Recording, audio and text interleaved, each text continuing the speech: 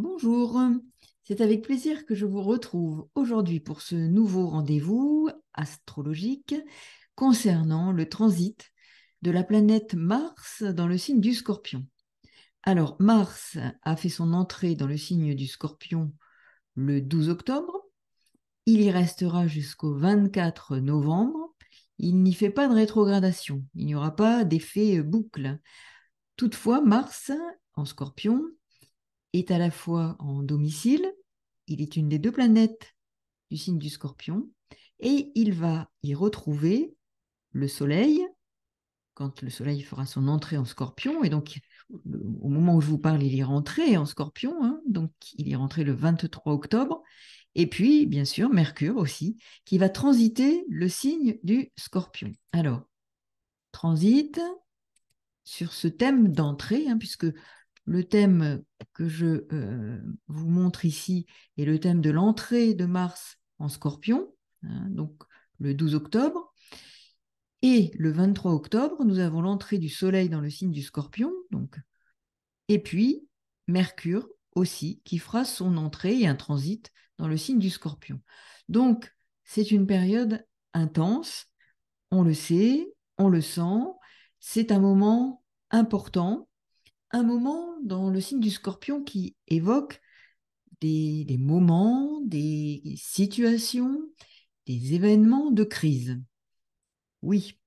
Et ce qui est important, c'est aussi que ce transit, associé à celui de Mercure, vient ici renforcer cette notion qui peut nous apporter quelque chose de bien particulier, comme une forme de révélation, d'une part de nous-mêmes, mais aussi à travers des situations, de mieux comprendre et de mettre en lumière une thématique, une problématique qui est la nôtre et qui va se révéler à travers une situation.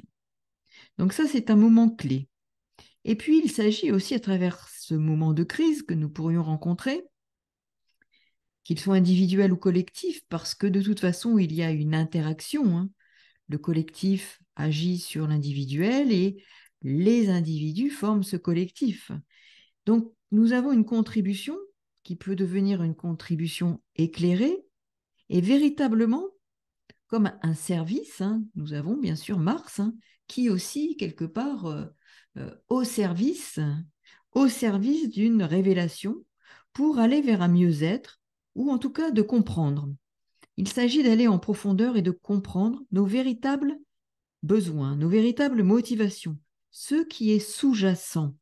Ici, je dirais que ce transit de Mars, conjoint au Soleil et Mercure, c'est l'opportunité, et nous avons Jupiter, hein, en taureau, hein, qui va faire face à Mercure, Mars, au Soleil, puis cette pleine lune dans cet axe, taureau-scorpion, lune conjointe à Jupiter, Uranus, dans cet axe particulièrement celui des crises en profondeur, des révélations, qui va nous demander, avec force, émotion, de tenter de comprendre ce qui est sous-jacent à nos actions, à nos réactions, à nos façons de communiquer, à nos façons d'échanger.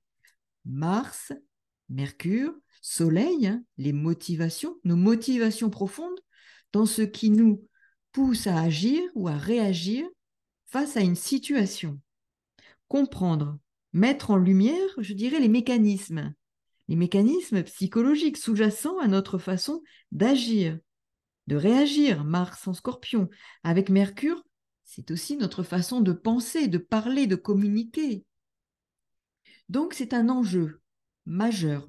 Alors, ce qui est intéressant là, c'est que quand on le met, quand on monte la carte du ciel, comme vous voyez là sous vos yeux, vous voyez que l'ascendant est en balance et que la maison 2, celle qui correspond euh, au taureau, en analogie avec le taureau, se trouve dans cet axe, dans cet axe 2, 8, scorpion, taureau. Donc, les signes sont inversés par rapport à la symbolique des maisons. C'est vraiment un enseignement important à tirer de ce que ça peut générer comme crise par rapport à nos à nous-mêmes, hein, d'eux, hein, ce pays hein, qui est la France, mais aussi questionner les ressources, questionner le domaine des finances, questionner le domaine des transmissions. Et nous voyons ici qu'il y a un enjeu important. Un enjeu important, mais quoi qu'il en soit, au-delà des maisons posées, nous avons cet axe qui nous parle des pertes et des gains, des potentielles transmissions. En plus, nous avons Jupiter, hein, ici en taureau. Hein. Donc, transmission, il peut être question de crise relationnelle ou de crise avec, de façon sous-jacente, des thématiques financières, des thématiques d'héritage, de transmission, qui peuvent générer des tensions et des stratégies. Il y aura peut-être des stratégies qui seront développées, des modes de faire qui seront stratégiques, qui ne seront pas forcément des confrontations physiques, mais des confrontations psychologiques. Quelle part d'ombre peut être mise en lumière? Qu'allons-nous découvrir dans ces enfers intérieurs ou dans ces enfers relationnels ou dans ces stratégies, ces attitudes qui sont des façons de calculer hein. Et n'oublions pas que si nous regardons où se trouve la lune noire en même temps, nous avons la lune noire en Vierge et la planète maîtresse de la Vierge, Mercure en Scorpion. Donc il y a du calcul, ça renforce la notion de stratégie, une crise qui évoque des rapports de force, des positionnements calculés, stratégiques, des jeux de domination, des jeux subtils de domination et de soumission. Donc nous avons ici, dans nos vies respectives, à être vigilants sur les enjeux que peuvent révéler ces transits. Mars, Mercure en Scorpion, Lune noire en Vierge, planète maîtresse de la Vierge, Mercure. Donc, calcul, stratégie, crises qui peuvent être justement, à travers des confrontations psychologiques, plus que physiques, des jeux de pouvoir, tensions, des gains et des pertes seront à examiner, subtilité des stratégies de communication qui seront au travail. Donc, il est intéressant de regarder, effectivement, ce que cette lune noire vient renforcer, donner et apporter comme information. Elle est en Vierge, donc planète maîtresse, comme je le disais, Mercure en Scorpion. On peut se dire que la vengeance est ici un plat qui se mange froid. Retenue, calcul, mais le tranchant n'est pas abandonné. C'est une phase de crise psychique, émotionnelle, d'une forte intensité. Une dimension financière n'est pas exclue.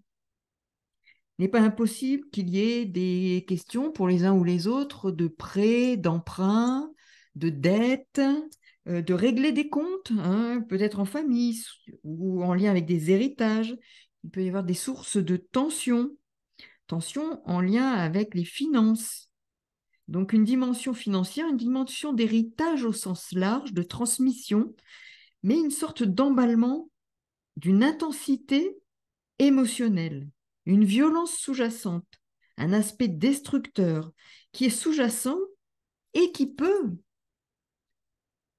je dirais, évoquer à terme une sorte de renouveau. C'est comme si on rebattait les cartes. Il est question fortement d'aller très loin, en profondeur, pour re-questionner certains fondements de nos engagements, de nos attachements. À quoi sommes-nous attachés? À quoi faut-il renoncer? Quelle crise cela peut soulever?